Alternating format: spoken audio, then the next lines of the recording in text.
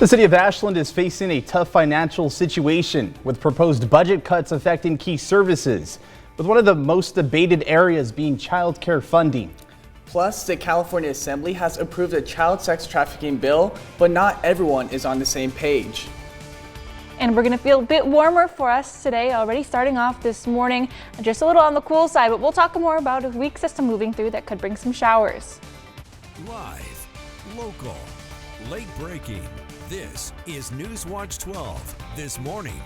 Good morning. The time is 5 a.m. on May 19th. Welcome to NewsWatch 12 this morning. I'm Damien Alvarado. And I'm Carlos Marietta. We first want to turn over to Storm Tracker 12 meteorologist Sarah Kress for a look at our weather today. And Sarah, I know we had some rain over this last weekend, but can we expect more coming into this Monday morning? Yeah, we do have a weak system coming through. This morning it's still on the drier side for us, but we have the possibility to see some showers today. Best chance is going to be along the coast, but we could even see some sprinkles as we're working our way inland. But as we're up this morning, temperatures aren't feeling too bad. We're at 57 to Medford, 50 over to Wairika, and we're also over at 50 to Gold Beach.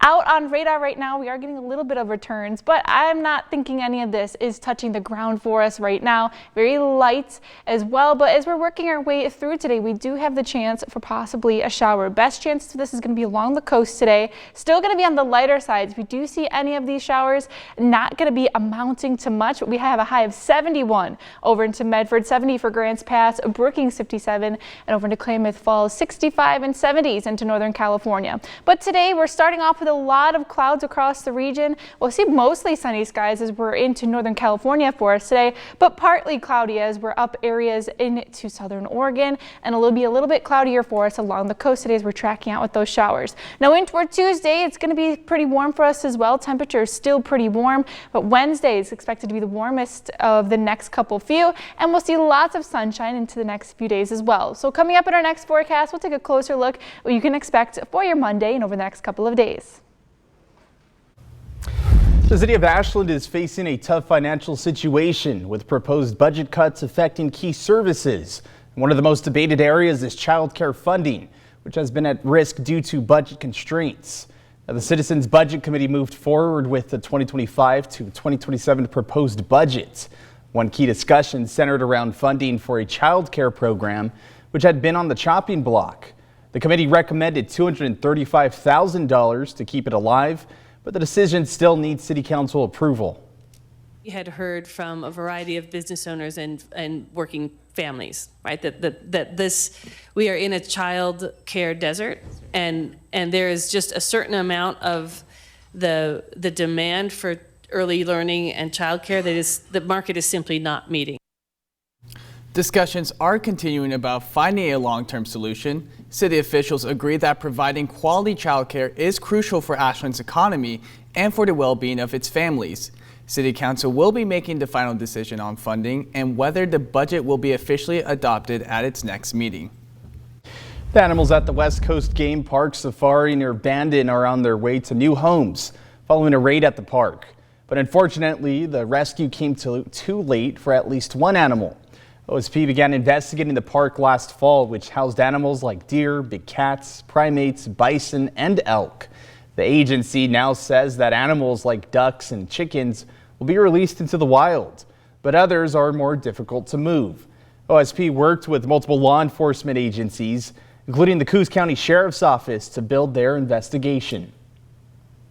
Over the last 11 years, I've never seen anything quite like this. The amount of agencies, the amount of people, I believe there was more officers from all the different agencies there than there are in the entirety of Coos County. We've been getting community complaints about that place for a long time, but because of our limited resources and our size, just logistically, we weren't able to handle it ourselves.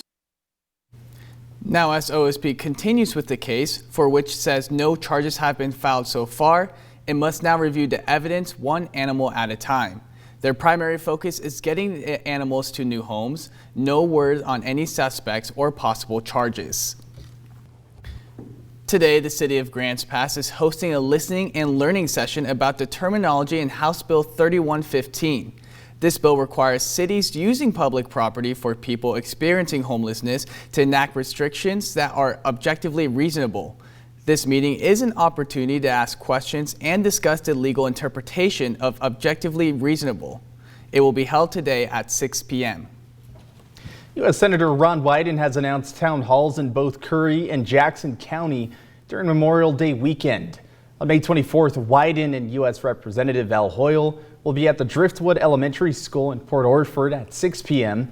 Wyden will be in Medford the next day at the Medford Armory at 4 p.m. We told you about voter turnout for special elections, and now just one more day remains for you to submit your ballot. For a look at local races and everything you need to know before voting, you can head to our special election page on kdrv.com. With warmer and drier weather almost here, fire restrictions are now in place for all BLM public lands in Oregon. Take a look at your screens right now. The use of these items is now prohibited by the Bureau of Land Management. Those who violate the prohibition may be fined up to $100,000 or sentenced to 1 year in jail. And this week is National Safe Boating Week, and the U.S. Coast Guard is asking boaters to put safety first. They are reminding recreational boaters and paddlers that many accidents on the water are preventable. And the biggest risks are small craft like kayaks and paddle boards, especially when paddlers underestimate the physical demands of cold water temperatures. The Coast Guard says even strong swimmers can get into trouble quickly, and education is key to staying safe. They recommend always wearing a properly fitted life jacket, check the weather and water conditions before you head out, dress for cold water even if the air is warm, take a boater safety course, and never boat under the influence. Now the Coast Guard is also reminding boaters to carry a radio and know how to call for help if you lose cell service. Safe Boating Week does run through the 23rd, and it comes just ahead of Memorial Day weekend, which kicks off the busy boating season.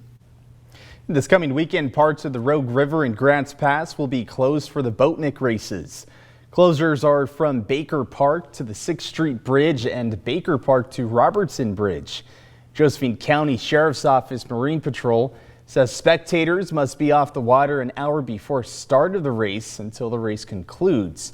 Movement of the water is restricted to law enforcement, rescue personnel, and authorized race officials during these closures.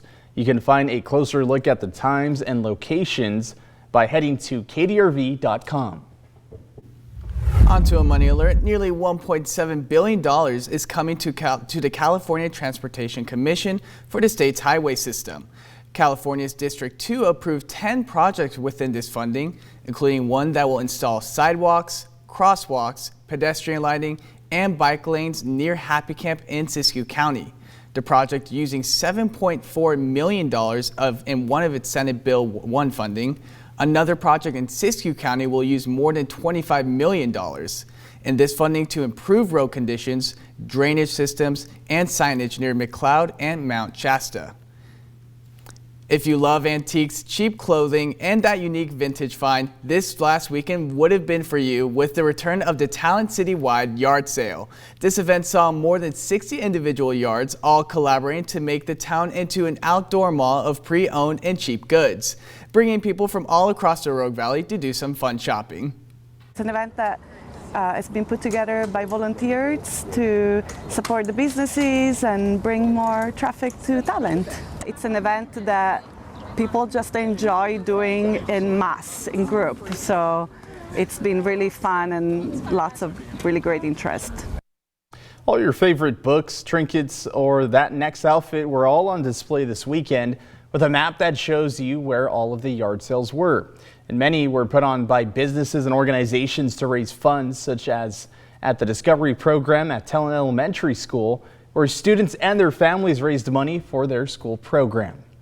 It's really helping to support our community, and here is helping to support our school, and I really like it. Well, the Talent City-wide yard sale wrapped up for the weekend. In just 2 weeks, the town of Rogue River will have their own wide yard sale, and you can learn more about that on our website, kdrv.com.